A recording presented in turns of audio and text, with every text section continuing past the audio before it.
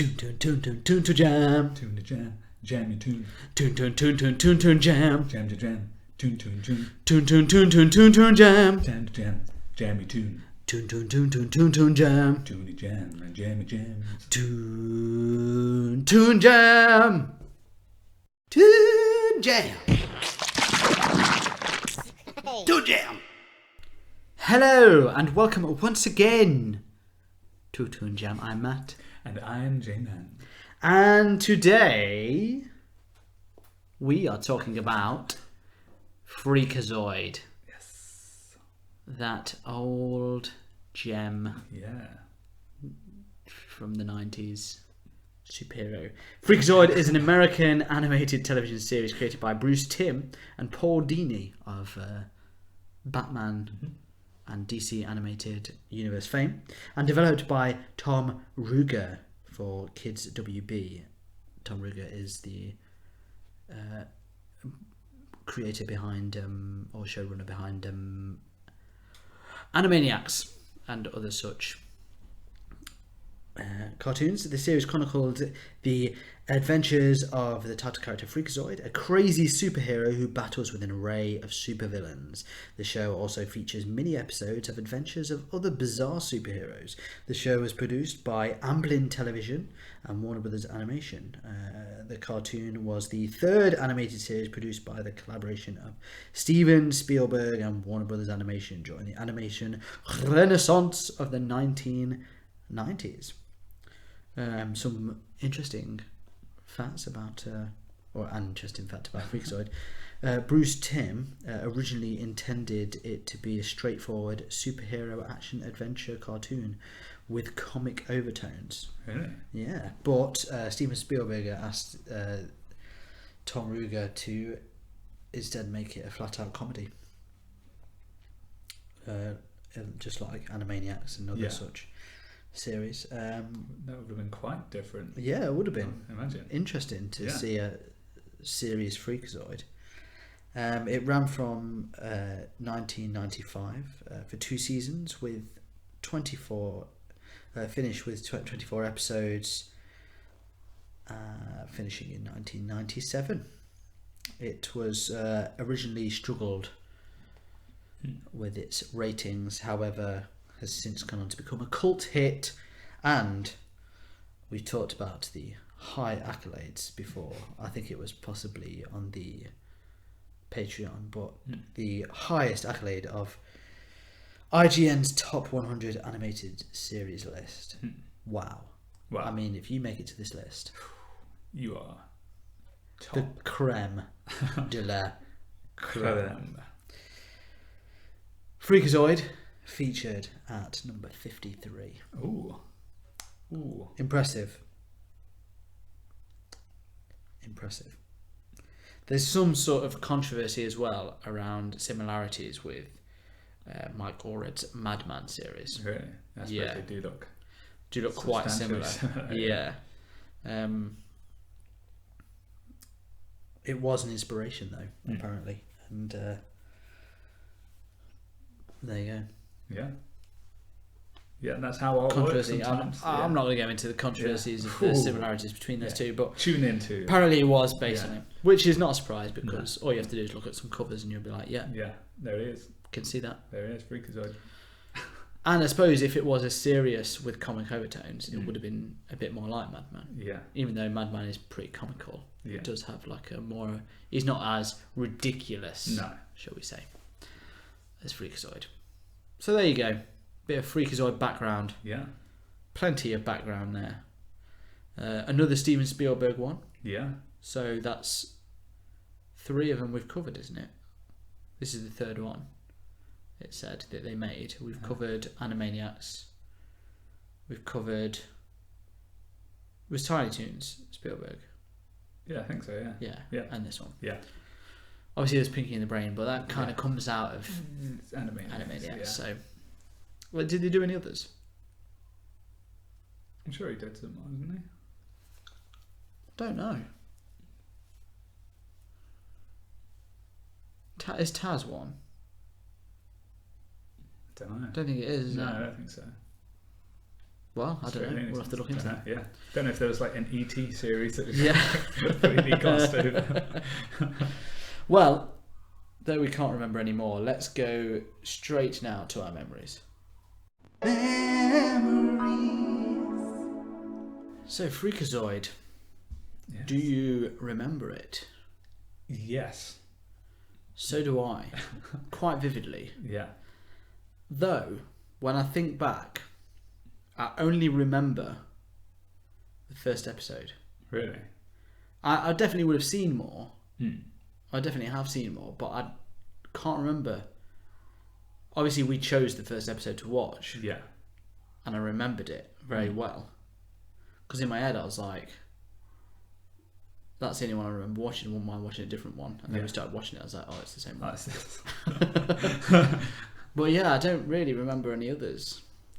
No. I struggle to pull it apart because I think so much of what I remember is like the opening, and then like just bits of him.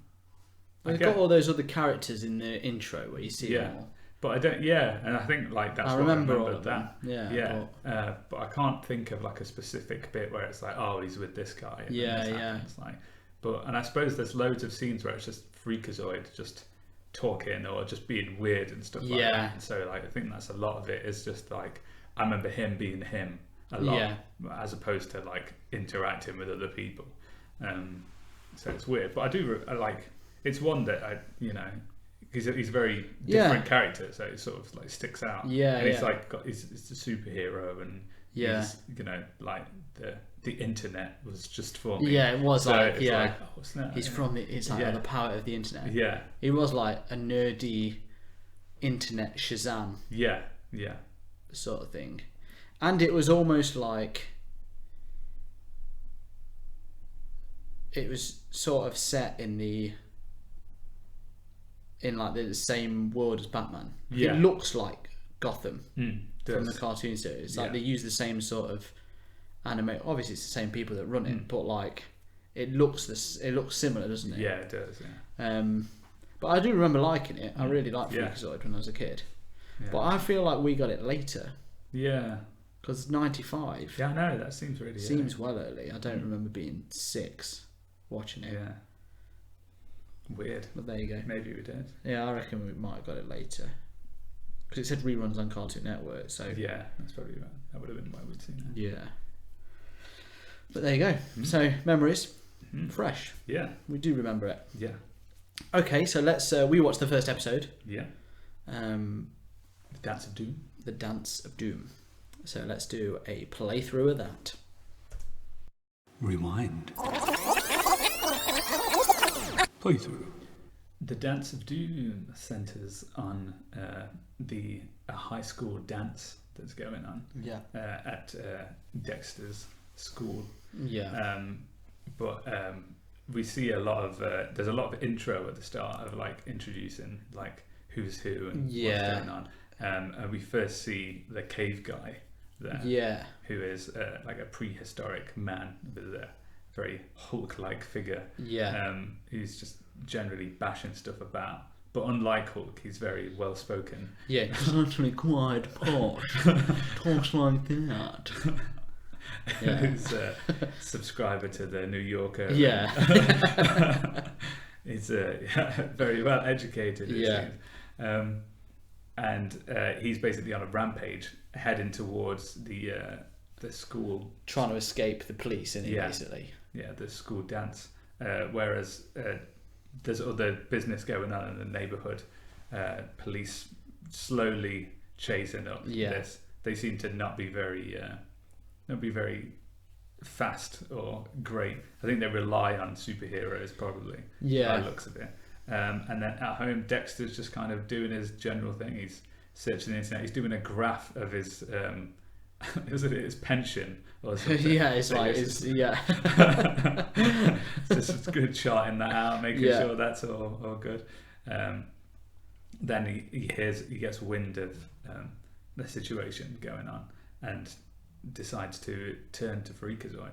because his parents had suggested that he go to the dance with one of the girls, but he'd been rejected by Yeah, every you see single sort one. of a series of course, don't you? Yeah, It's like, each one gives him a different excuse. As a kid, this is the first time I remember hearing "I'm washing my hair" as an excuse for anything. Yeah, it's a good one. So whenever I hear "I'm washing my hair," I still now think of this episode of Freakazoid. There you go. There you go. Pointless information that you now know about me. Yeah, but shows you how ingrained it was. the show this is. Episode was. And so he's been rejected by basically every girl he's given a call to for very different reasons. They'll come up with their own excuse. And so he freaks out, turns into Freakazoid, and then gives chase, but not before stopping off for a mint. A mint, what's this weird mint shop? I don't know. It's one of those things where we've talked about it before, where you're like, is that something in America that they have, or is it a joke that we just don't get because they don't have it? Yeah, and we just think, oh, they must have that. A mint. They stop for a mint and like. I imagine it's not just like a mint. No. It's like one mint. Yeah, I was thinking it was like a mint chocolate cake or something. Yeah, or like maybe a milkshake or something. Yeah, I don't know. A mint. I don't know. But yeah, he's with like a police officer. Who's like his pal. Who sort of gives him a tip or something. Yeah. And there's like a whole scene where you don't even see them eat it. Which is why we still don't know. I know, it was like, I would wish I'd seen him eat it. Yeah. And then they're just full from eating it. Yeah. And they're like, wow, that was really good. And that just takes a weird side track, which they reference later on.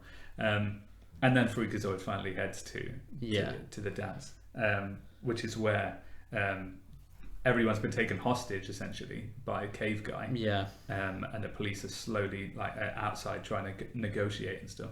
Freakazoid being Freakazoid heads straight in. Yeah. And tackles him head on with his weirdness. It's just pure wacky fighting, isn't it? Like just basically like Bugs Bunny. Yeah. If Bugs Bunny was a superhero, these are the kind of antics he would do to defeat the villains. Yeah. Lots of silly nonsense. I mean, it's a clever idea, really, isn't it? It is just basically... It's just slapstick, yeah. Slapstick superhero. Yeah. Yeah, and it works. It's funny, and because it's so silly, you overlook the fact that he's stopping every 5 minutes to talk to the girls. And be like, well, why did you reject him and stuff like that. And so eventually he defeats Cave Guy, and then the police are outside, and he's still trying to chat up some of the girls. And gets a smooch from a couple of them in the end. Yeah. And is the hero that everyone kind of wanted him to be. And it all kind of ties up very nicely. And that's basically the end of the episode. Yeah. To jam. To jam. Okay, so Freakazoid. Your thoughts? It's very much like superhero Animaniacs, isn't it? Yeah, it is. It's pretty much exactly what Spielberg it's got set the task of Tom Ruger to do. Yeah, it's got it hits that humour where it's like it's so like the gags are like thoroughly well done, and it's self-referential. It's really over the top silly. But then it's also got some like clever stuff in there as well. Yeah, that you're sort of like back and forth in between, and it's just so high speed as well. It's weird, isn't it, that this didn't do well? Yeah, compared to their other stuff that's similar. Yeah, very similar. Like, do you think because it looks more like it doesn't look like it's little animals? Yeah, I think that could be it. Because the Animaniacs has got that kid appeal where they're all like, oh, they're kind of cute or whatever. No weird. Because it does look more like it belongs in DC superhero. Yeah, yeah. Because it's even got Batman in it at one point. Yeah, yeah. Like the superhero we need is on another network. Yeah. And he's like holding someone with his fist in the air. Yeah. But yeah, it does feel like. But it's still weird because it's familiar enough for people to be like, and like the tone doesn't feel any different. No, it's just a slightly different look. There's a weird. One thing I will say, I don't know if he does this in every episode, but you know that voice of I can't remember his name. It's the guy that they make fun of in The Simpsons. You know, Professor Frink. Yeah. They're doing an impression of another guy, aren't they? The guy that was the original Nutty Professor. And I can't remember the name for the life of me, which is really annoying because it's just escaped me. But he keeps doing his voice, but it's like the only voice he does. Yeah. And it's weird. Like the first time he does it, you don't think anything of it. Second time he does it, you think, oh, it's weird, he's done it again. And then he does it a third time, and you're like, is that his thing now as well? All right. I don't know. I don't know if he does it in further episodes or whatever. Oh, right. But you know that bit with the whole like singing, and he's like, "Get your body to the floor." Oh yeah. And like he keeps doing it for ages. Yeah, that was what I forgot about that bit. He just like comes into the dance, and then everyone starts doing his like his choreographed dance move. So stupid. It is weird. Isn't Yeah. it? And there's that whole bit with the guy with the magic watch. Oh yeah. That turns beavers into gold, and then he just flips out. He's like, "Do you want to see my watch?" He's like, "No, Yeah. Leave the beavers alone. Leave the beavers alone. No one wants to see it. Get out of here. You're a creep." That is so cool. Yeah. I really like because it has like the narrator, doesn't it? Yeah, and, like, yeah. he's constantly sort of like switching the scenes and you're drawing in on something else, and that was just complete nonsense that had it just never culminated in anything, and it's just something silly they wanted to add to it, like. And it's funny, isn't it? Like, it is funny because it's like Freakazoid is ridiculous, but he almost fits in a world around him that's just as ridiculous. It's not like he's the one weird thing in a normal world. Everyone like the caveman is ridiculous in his own way, and this guy with his turns beavers into gold. It's just like ridiculous. Yeah, even his parents are weird, aren't they? Like his mum's like his got mum, that like permanent smile. Yeah, it's like a bit creepy. That is weird, isn't it? Like looks like one of them old like nuclear city models sort of thing. Yeah, it's stuck like that. It's funny as well, like how like it was like pre the internet era, but was like bang on about how people are around computers and stuff. Because there's a bit where he talks about how like he doesn't want to go out because he's really content with his computer. And he's like, oh, my computer's kind of like my only friend or whatever. It's like it's my entire life really. And his mum's like slowly closing the door, like that's really really sad. It's still smiling. But it's just like as if they knew, they preempted everything before we even got there. I suppose it was probably already going on then. Yeah, I suppose. But it's we didn't have very good internet back in '96 or whatever. Dial-up high. Definitely couldn't turn into Freakazoid. No. By pressing the delete button, which he only does at the start. Every other time he's like freak out, freak in, whatever. But and it's a funny intro episode as well, really, because they don't really go into any further explanation of how that happened to him, do they? No, it's literally all in the start off. Yeah. No more information about how. That's it. You don't need it there, do you? No, you're happy with that, and that's good. That feels fresh today in a world of like 20 origin stories. I think I like they use sort of the Animaniacs layout where it's like a sort of a big episode that's like 15 minutes or like maybe 10 minutes, then you've got a little 5-minute one, and then some other segments in between, so there's other little shorts in there after. There's one that's just the Animaniacs theme tune but with Freakazoid. They just sing about Freakazoid. I suppose that was to get people to watch it early on. And then you've got this one. I mean, even this episode, it's in the first episode, and it's like, we return to our journey of searching for a sidekick. And it's like Hand Man. And it's just his hand with eyes drawn on. And it's just, he like saves the day, but then finds his long lost love, which is the other hand. And then there's just them getting married, and like there's a full on like kissing scene between hands that goes on for way too long. You're like, what is going on here? And then his feet are like arguing and stuff. It's just like, it's so just ridiculous, mental. isn't it? It's proper weird. Like these are one of those times where you think that like, how did they manage to pitch this and someone would agree? Yeah, like it's so. Well, I suppose the weird thing is they didn't. They pitched it as a more serious thing. Yeah, and then they turned it into this. Yeah. I don't know how you'd begin to write that little thing. Like, what if he draws on his hand and then his other hand gets married to it? And they have a whole relationship, and then he marries them, and then then it's a whole crowd. Like all the witnesses are other hands drawn with. Yeah, it's so strange, isn't it? It's like and it goes on. It just goes on way too long. It does, yeah. To the point where it's just like equally comical. I think if I was to compare it to anything else, it's like a really improved version of the Earthworm Jim animated series. Yeah. They weren't happy with what they did, but wanted to tighten it up a little bit. Yeah. And I mean, the good thing about the Spielberg stuff is the animation's always like amazing. Yeah. The art style is always pretty good. So it just looks really good anyway. Yeah. But it's pretty funny.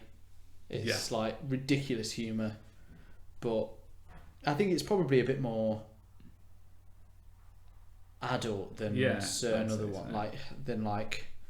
It's like an adult version of Animaniacs in a way. But then there's some adult gags in that still. Yeah. But a lot of the humour's not really kid based. Like it's stupid enough to be fine. Yeah.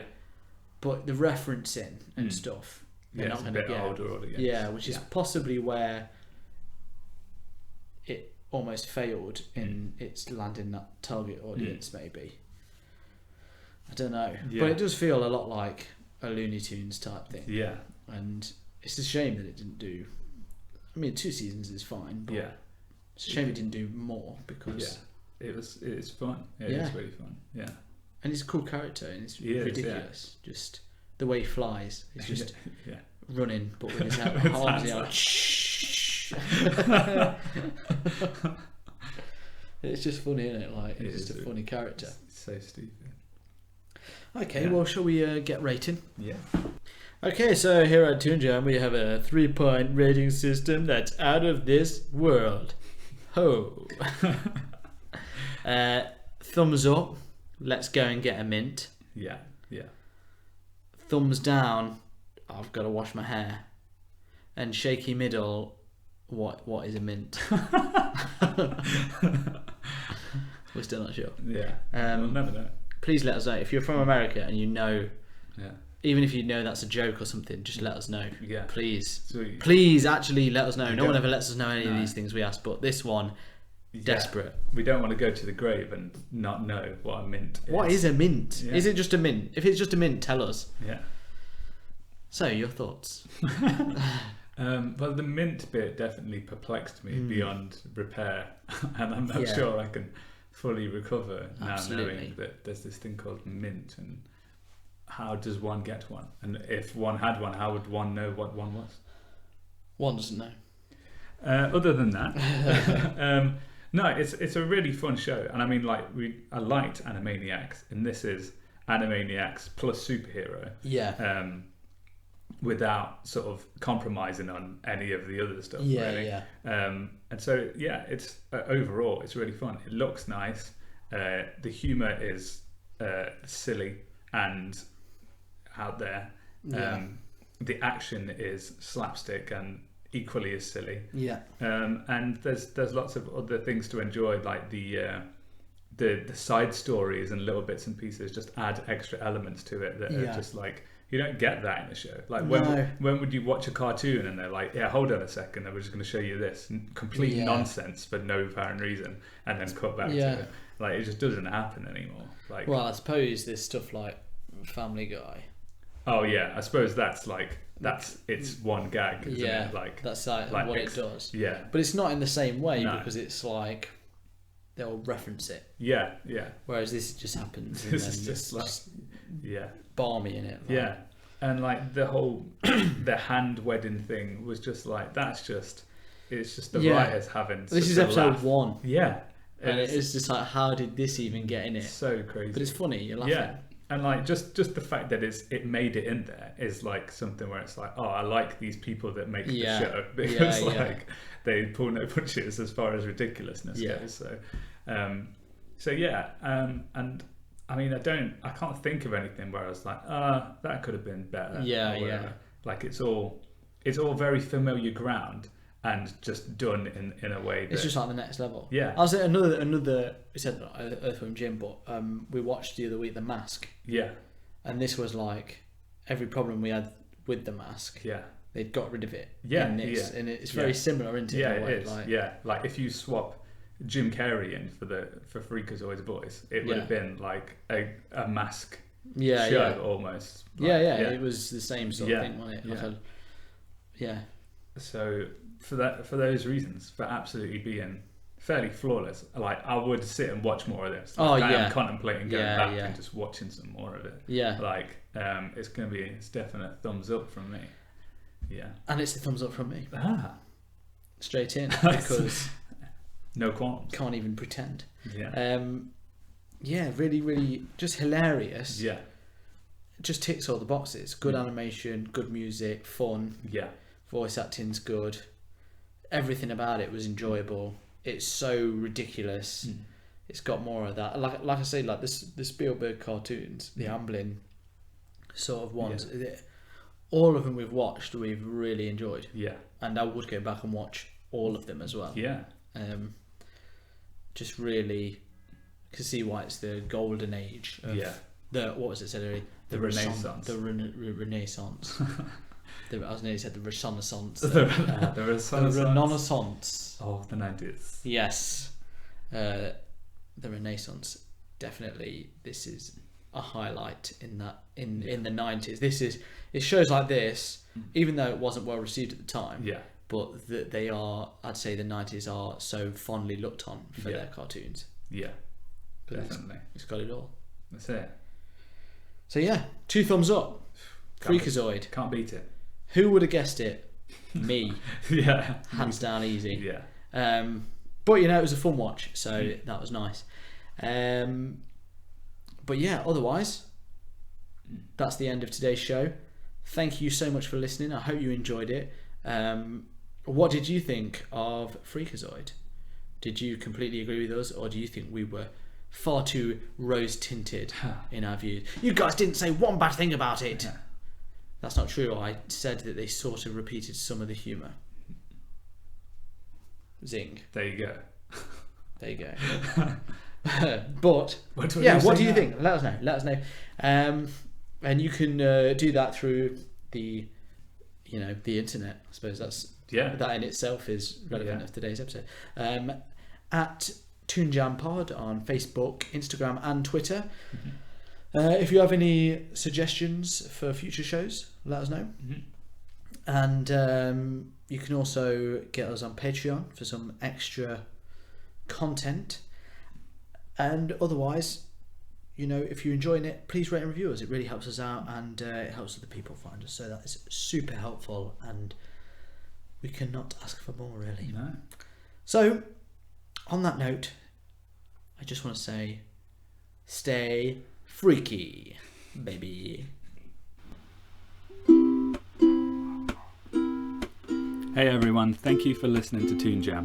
And if you want to continue to help us out, you can help us by jumping over to our Patreon page, which is patreon.com/toonjampod. And if you can rate and review us everywhere you listen to your podcasts, so on iTunes or on the Android apps, that'll be a massive help too. Thank you, and stay jammy.